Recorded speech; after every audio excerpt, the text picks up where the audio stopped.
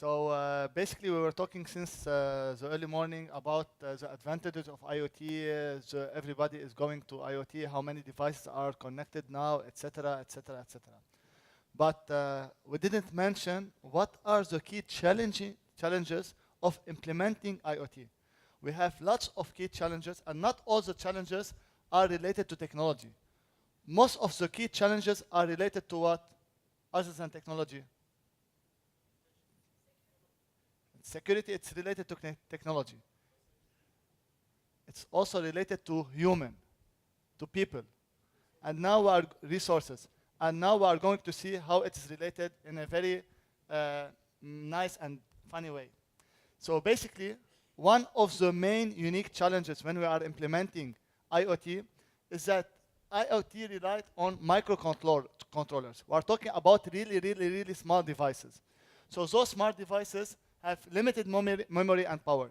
So we cannot include in those devices everything regarding high performance, high CPU, high storage, etc., etc., etc. So the key challenge here is that all those devices, all what they have to do is what?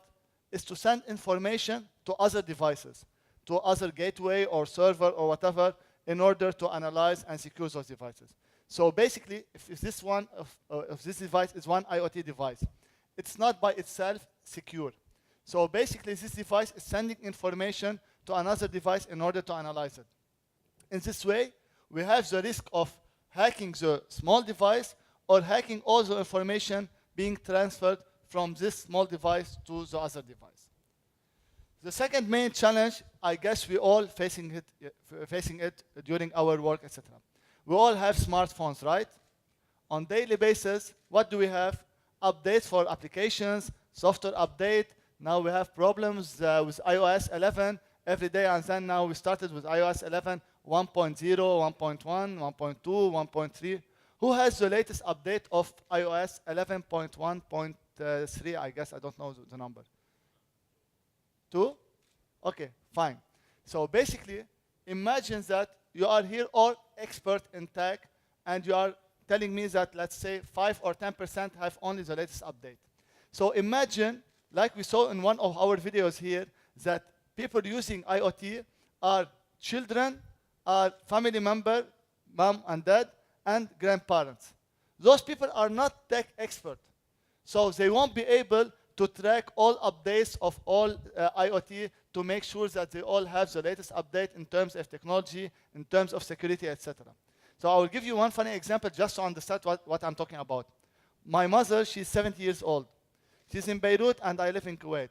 So she wanted to tell me one time, I want those smart devices in order to track you on Facebook to know what you are doing, etc. So I brought her a smartphone and I told her how to if somebody add her on Facebook to accept him. So what happened is, after like let's say 2 or 3 months, I came back to Lebanon. She told me, I have like 4,000 friends on Facebook and I don't know any of them. I told her, how come, mom? I told you only to accept people adding you as friends on Facebook. She told me, yes, I go to notification. There is friends who send you friend requests, and below it, recommended friends. So she thought that she is accepting friends. She started adding all friends on Facebook.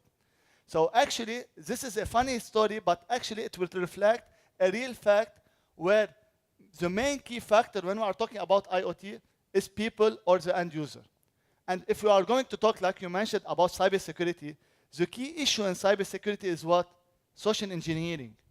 Where if we have the best infrastructure and the best security and the best firewall and the best of everything, but one employee in our company or whatever who has, let's say, 1,000 or 2,000 employees who click on a phishing email or put a USB that has a certain virus or whatever, it can destroy our whole system. So this is really challenging. The third thing is that we have, when we are talking about IoT and big data, we can call them the perfect marriage. They are integrated together. Because IoT, they are sending too many data, and we agree that those data are stored in a certain database in somewhere, maybe over cloud or maybe over a local server or whatever. So basically, this amount of data, we have a sensitive data that is with greater risk of what? Identity theft, device manipulation, data misrepresentation, and so on. I will comment on one main thing in those four, which is data misrepresentation. Because most of the time, hackers, they don't intend just to steal your data or do a damage or whatever. Sometimes the damage is much more than expected, and it's much more than to being retrieved. Let me give you one example. We all have, let's say here, civil ID, right? So everything in, let's say, in Kuwait or in Lebanon or in Oman or whatever, every person has his own civil ID. And this civil ID is connected to his driving license, to his medical insurance, and so on, right? So what if one day a certain hacker went and he just changed in all those numbers only one number? Imagine, only one number. He didn't delete the database. He didn't delete anything. He didn't, I don't know, steal any data. He just did a mess in the whole system. Can you imagine what will be the result of such thing? One more thing is that IoT has the potential to provide huge amount of personal information. The key point here is that the information will stay forever. Let me give you an example when we are talking, for example, on social media. If I, let's say, post a tweet nowadays, and after, let's say, 2 minutes, I delete this tweet. Is this tweet actually deleted? We all know that it's not deleted. So all the information published online, posted online, will stay forever. We all know, for example, if we have, let's say, an old website and it's deleted.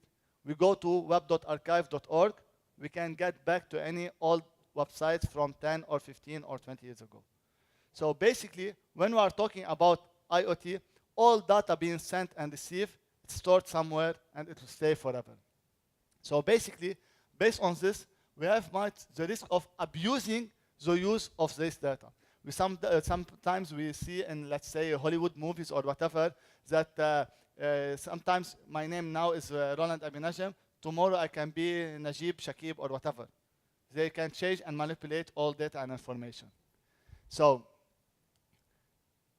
the main issue here when we are talking about personal information, the first slide I mentioned all my personal accounts and data. And like Philip said that, for example, we have to post too many data online in order, for example, for search engine like Google or whatever, if somebody wants to search my name, Roland Abi Najem, in order to find all the results. So I'm present on LinkedIn, Facebook, Google+, etc., etc., etc.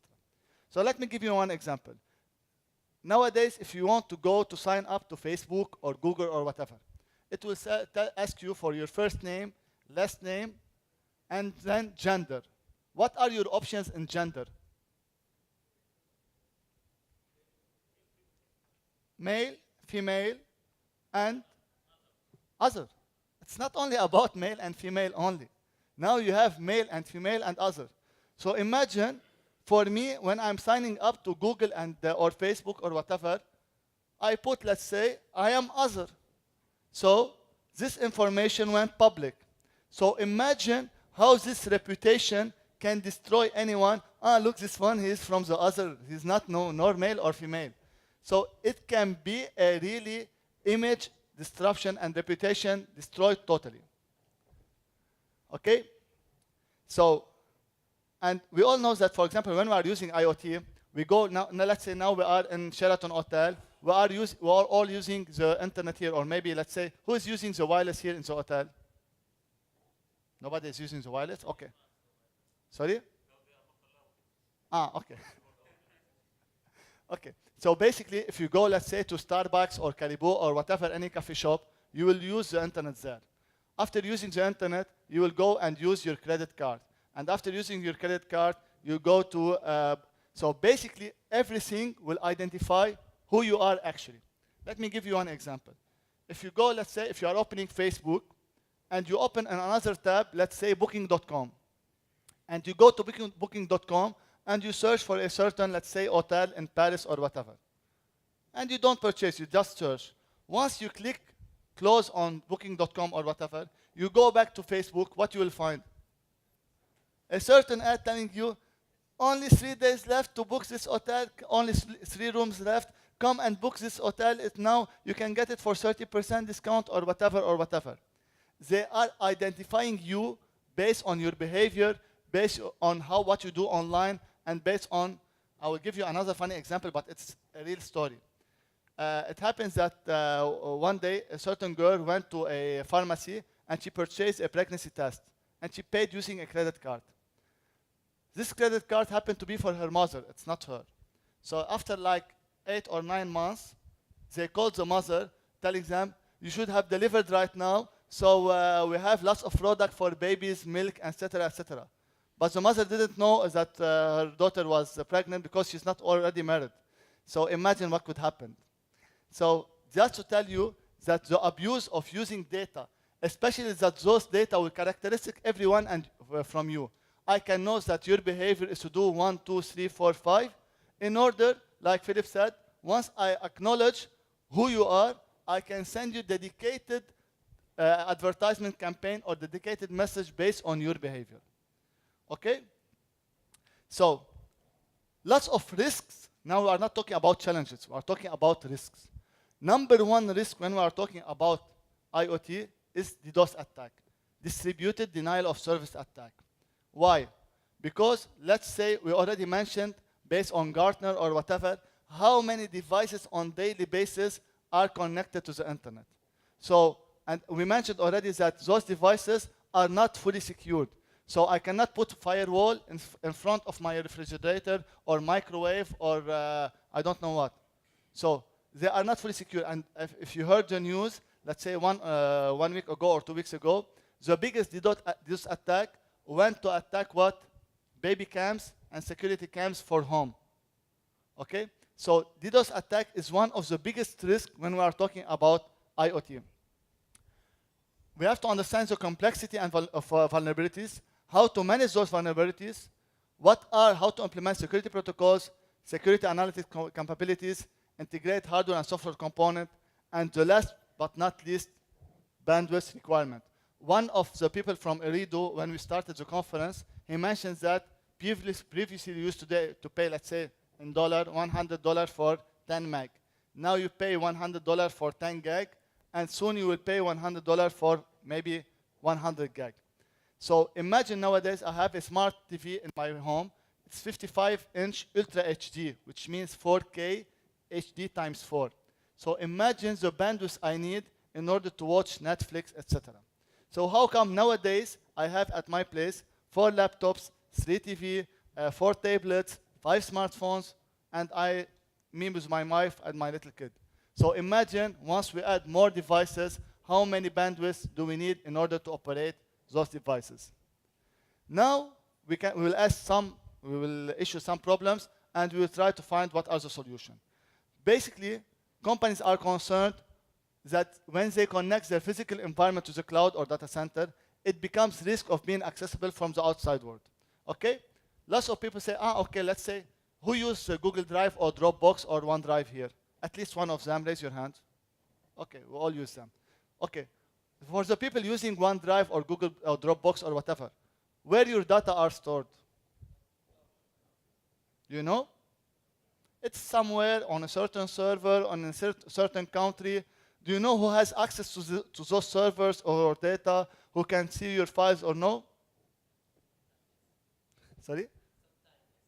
Sometimes.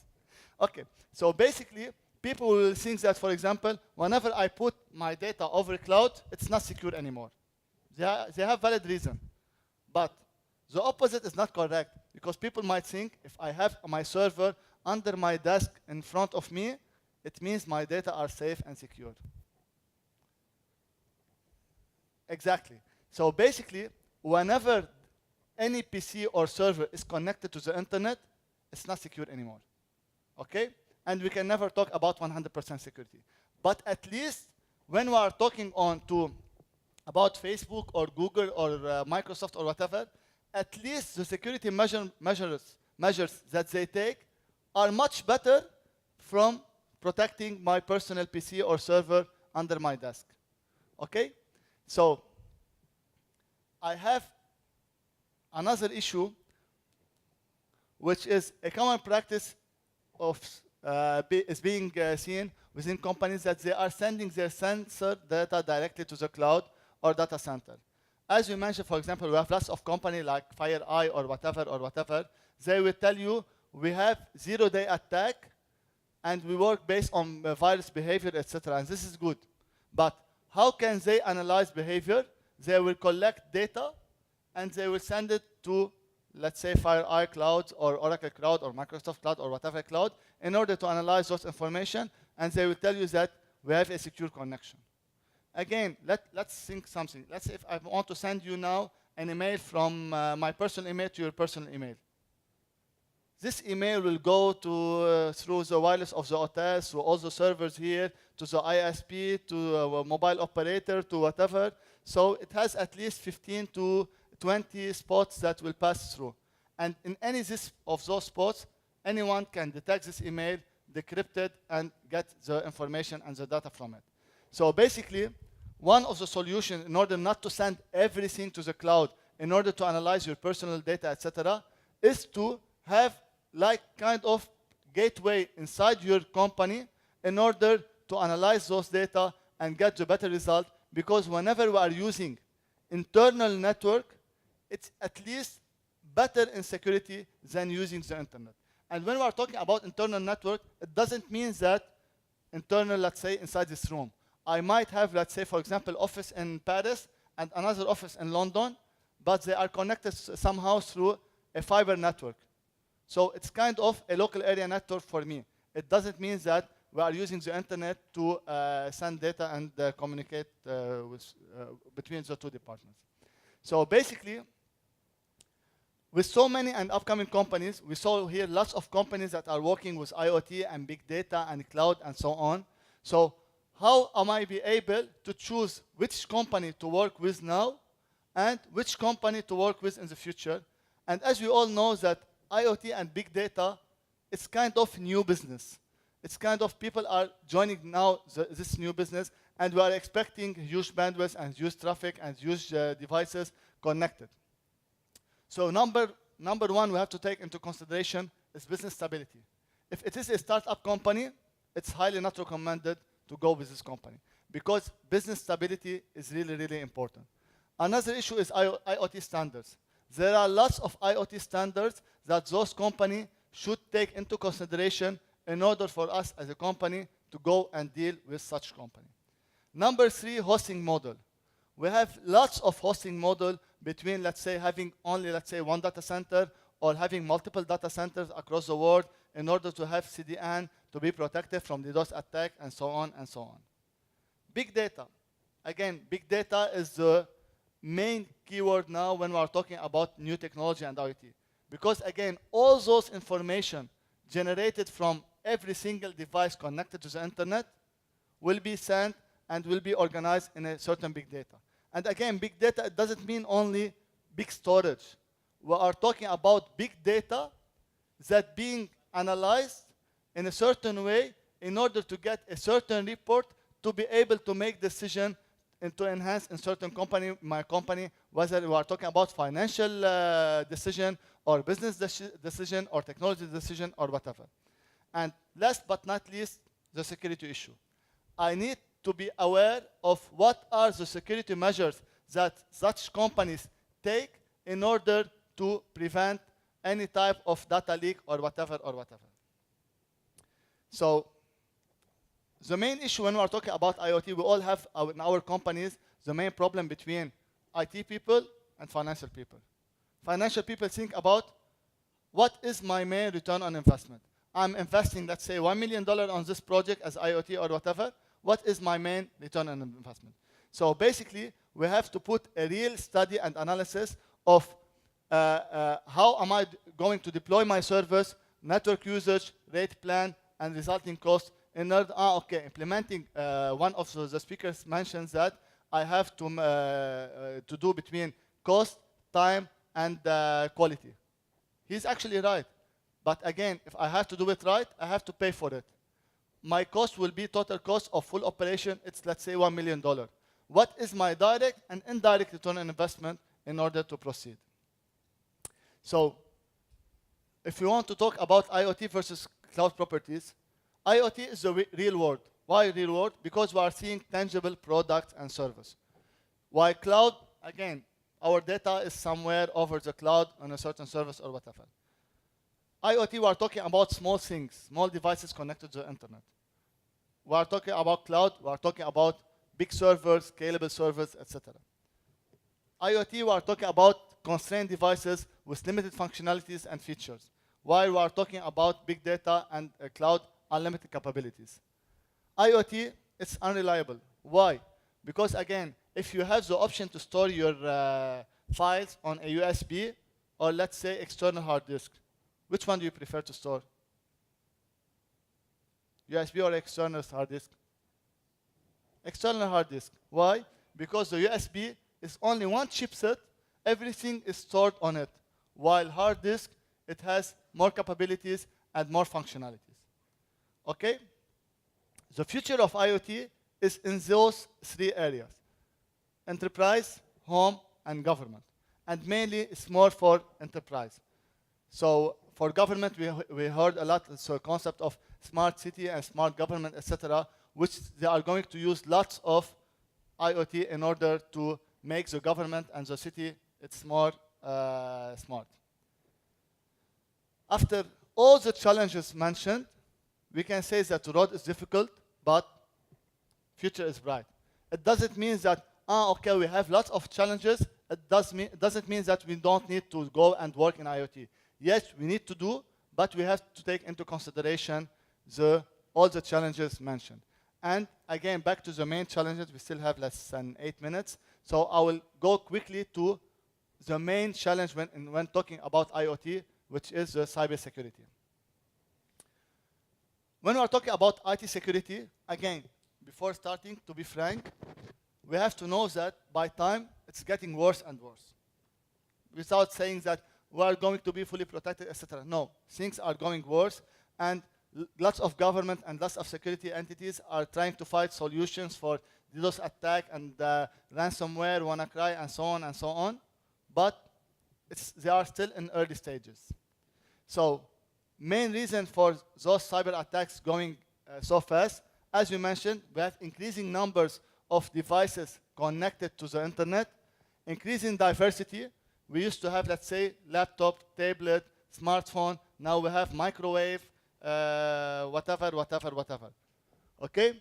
And increasing connectivity, more users in one place, and this is really dangerous.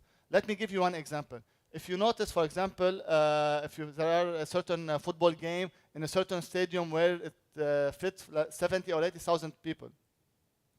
Those 80 or 70,000 people are connected at the same time to the same bridge, to the same bottleneck of any mobile operator or device or whatever. So this will create bottleneck for any operator or any ISP or whatever, so it will cause them problem. So in order to solve this problem, it's really challenging. I will try to conclude my presentation with this slide. Why is cybersecurity hard? Number one, there is a misconception for all people, which is cybersecurity is a pure technical issue. It means, for example, I have a security issue, yalla, I will bring a certain firewall and put it. Cybersecurity, we have a problem, okay, I brought a certain company from outside to do all security check and penetration tests, and then I'm fine. It's not the case. When we are talking about cybersecurity, it deals a lot with every decision making in the company, from the CEO till the very minor employee in the company. Why? Number one, we have to identify why do we need cybersecurity, and what type of data do we have, and what do we have to protect. Let's say, for example, I have a very sensitive data that cannot be stolen, and if it was exposed, it will be a big problem for me. I have to deal with those data in a certain way. I have another type of data, it's not that confidential, but I need to have it as backup as much as I can, because I cannot have to, let's say, lose those data, etc. If it was exposed, I have no problem. But I have a problem in losing such data. And so on and so on. So I have to identify what type of cybersecurity do I need for my information and for my company in order to identify the cost needed and the process needed in order to start. And one main thing that we always forget when we are talking about cybersecurity, again, back to the what? Human. If cybersecurity is not implemented with proper training, it's meaningless. And I'm not here talking about only training for IT people. For IT people and for end user. Okay, so this is number one. Number two, cyberspace is governed by a different set of rules. So basically, when we are talking about cybersecurity, if we have, let's say, technical measures, we have rules and regulation of each country, so we have lots of aspects when we are talking about cybersecurity. I have, who noticed, let's say, 2 or 3 weeks ago, WhatsApp on a certain Friday went down for like 2 hours, right? Did you notice? Okay, so what was the reason? Facebook, which is the owner actually of WhatsApp, they didn't issue any single media press or whatever telling people what happened with them. And this one is one of the biggest mistakes any company can do. When dealing with cybersecurity, it's not about internal process. We need to have communication with the government. We need to have communication with the press. We need to have communication with our consumers and stakeholders and everyone that is connected to our service in order to explain to them what really happened. Else, okay, maybe during this time of downtime of 2 hours, WhatsApp was hacked and they stole all their data there. Nobody knows. And number three, cybersecurity is new and we are all still learning.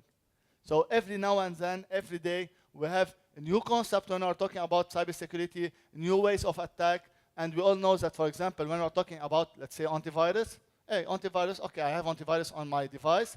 Whenever there is a new virus, they will create a new signature. Once I update my antivirus, I'll be protected. But actually, there is a big gap between when they issue the virus and till when I'm protected. And we all know that everybody who works on cybersecurity, they will say, you are either hacked and you know, or you are either hacked and you don't know. But in both cases, you are already hacked. So you have to take some, let's say, security measures in order to protect yourself. For sure, we won't reach the 100%. It will never happen. But it doesn't mean that we shouldn't be better than we were yesterday, and tomorrow should be better than we are today. Again, I will leave you with this thought, and thanks a lot. If there is any question, I'm ready.